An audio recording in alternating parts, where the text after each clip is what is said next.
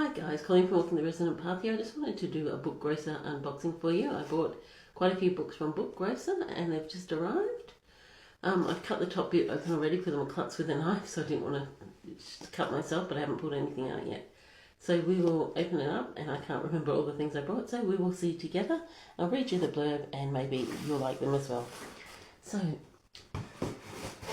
and by the way, this is not sponsored at all. I don't get anything from this. I just like buying secondhand books because it's a sustainable way to buy, and Book Grocer has a lot of secondhand books.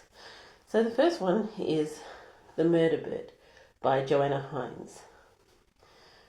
When it moved in for the kill, it looked like a murder bird, Sam shivered. It was just a bird, she said. A murder bird, Kirsten repeated. Kirsten Muller, the famous poet, is found dead in her bath in a lonely Cornish cottage. The verdict, suicide. Her daughter Sam refuses to accept this. Kirsten would never have killed herself. Besides, her mother's journal is missing, and so is the poem she was working on just before she died. And the name of the poem? The Murder Bird. Was the poem a horrific foretelling of her own death, or was Kirsten planning to expose the killer? Sam is determined to find out. Her stepfather Ralph is equally determined to thwart her. Soon Sam is in a race against time to discover the identity of her mother's killer before the real murder bird tracks her down. From the acclaimed author of Improvising Carla and Angels of the Flood comes another terrifying tale of the psychological mind games, betrayal and death. So that is The Murder Bird by Joanna Hines. So the next book, what do I have next? Ooh. Okay, collectibles, Fairy Charms by Posy Carpenter. So this is Fairy Charms by Posy Carpenter. Right there. And it says, the mysterious world of fairies and their magical incantations are explored here in this collectible Fairy Charms.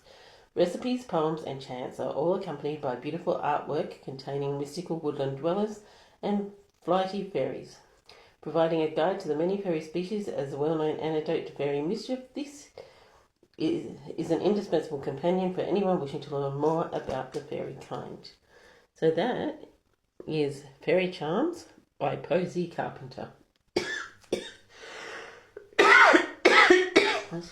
Excuse me. Okay, the next one. Oh, this is thick. Okay, at least I've got a thick one. Should take me a while to read. This is a classic, The Woman in White by Wilkie Collins.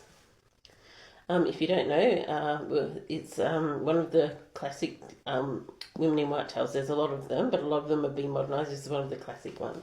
And I've not read it before, so I wanted to read one of the classic ones. So, through all the ways of our unintelligible world, the trivial and the terrible walk hand in hand together. On his last night in London before travelling north to new employment, Walter Hartwright walks a lonely moonlit road to his family home. Lost in thought, he is interrupted by a mysterious woman dressed all in white. The brief, somewhat distressing encounter triggers a chain of strange events that will greatly affect not only Walter, but the lives of those he holds dearest.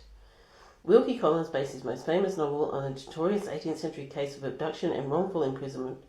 First published in 1859, The Woman in White caused a sensation with its chilling, suspenseful plotline and remains one of the greatest mystery stories in English literature. So that is A Woman in White by Wilkie Collins. Okay, next we have Walden. I've wanted to read this for ages. This is an absolute classic, but I've never ever read it. And this is Walden by Henry David Thoreau.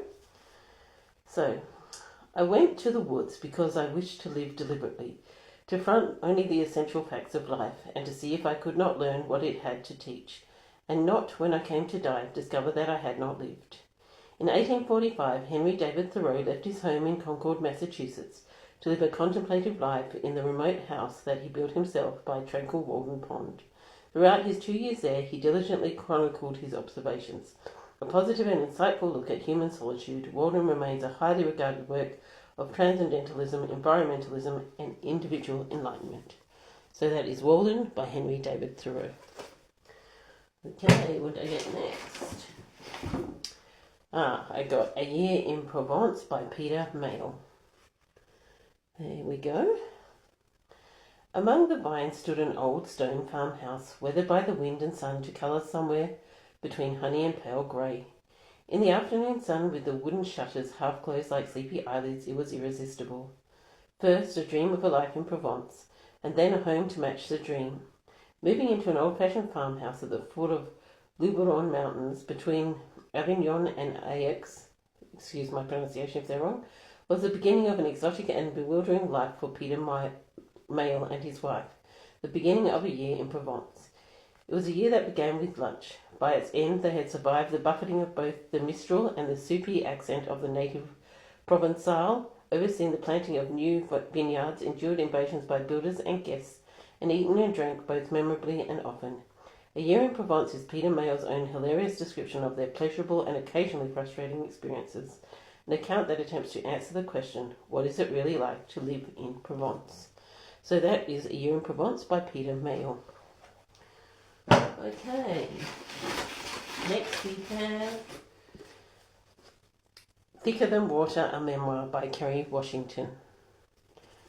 Okay, so while on a drive to Los Angeles on a seemingly every afternoon, Kerry Washington received a text message that would send her on a life-changing journey of self-discovery.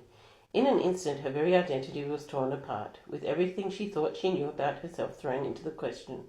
In Thicker Than Water, Washington gives readers an intimate view into both her public and private worlds. As a mother, daughter, wife, artist, advocate, and trailblazer, chronicling her upbringing and life's journeys thus far, she reveals how she faced a series of challenges and setbacks, effectively hid childhood traumas, met extraordinary mentors, managed to grow her career, and cross the threshold into stardom and political advocacy, ultimately discovering her truest self and, with it, a deeper sense of belonging. Throughout this profoundly moving and beautifully written memoir, Washington attempts to answer the questions so many of us have struggled with. Who am I? What is my truest and most authentic self? How do I find a deeper sense of connection and belonging? With grace and honesty, she inspires readers to search for and find themselves. So that is Thicker Than Water by the actress Kerry Washington. Okay, then we have a book With the Fire on High by Elizabeth Acevedo. I will say Acevedo. So, With the Fire on High by Elizabeth Acevedo. Ever since she became a mother, 17-year-old Imoni Santiago's life had been about making the tough decisions, doing what has to be done for her daughter and her abuela. The one place she can let all that go is in the kitchen. There she lets her hands tell her what to cook, listening to her intuition and adding a little bit of something magical every time, turning her food into straight-up goodness.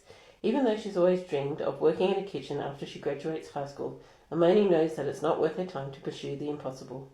Yet despite the rules she's made for her life and everyone else's rules which she refuses to play by, once Imoni starts cooking, her only choice is to let her talent break free. From the author of the National Book Award winner, the poet X, comes a dazzling story of a girl with talent, pride, and drive to create that keeps her fire burning bright. So that is With the Fire on High by Elizabeth Acevedo. Okay, we've only got a couple more to go at this one. Yeah, looks like we have two. So first we have Life Lessons from Literature by Joseph Piercy. That's right there. This homage to the joy of reading assesses up 100 of the works of the greatest writers in history from around the world and the lessons they can teach us. Looking at the themes such as love, relationships, people, society, conflict and oppression, the plot works found here may differ, but the lessons they espouse are entirely universal. Proof that there is more that unites us than divides us. From Brazil to Japan, from the Americas to Africa and all the points in between, there is much to be discovered in this gem of a book. So that is Life Lessons from Literature by Joseph Piercy. And then finally we have Everyone Knows Your Mother is a Witch. And that is by Rivka Galchen. And I apologise once again if I'm saying it wrong. The plague is spreading, the 30 Years' War is beginning. Katharina Kepler is believed to be a witch. Katharina Kepler is known for her herbal remedies and the success of her children, including her eldest Johannes. The imperial mathematician and renowned author of the laws of planetary motion, it is enough to make anyone jealous. So when the insipid Ursula Reinbold accuses Katharina of offering her a bitter drink that has made her ill, Katharina finds herself in trouble. Johannes must turn his attention from the music of the spheres to the job of defending his mother. Facing the threat of financial ruin, torture, and even execution, all Katharina can do is tell her own side of the story. Provocative and entertaining, Everyone Knows Your Mother is a Witch draws on historical documents to illuminate a family undone by superstition, the state, and convulsions of history.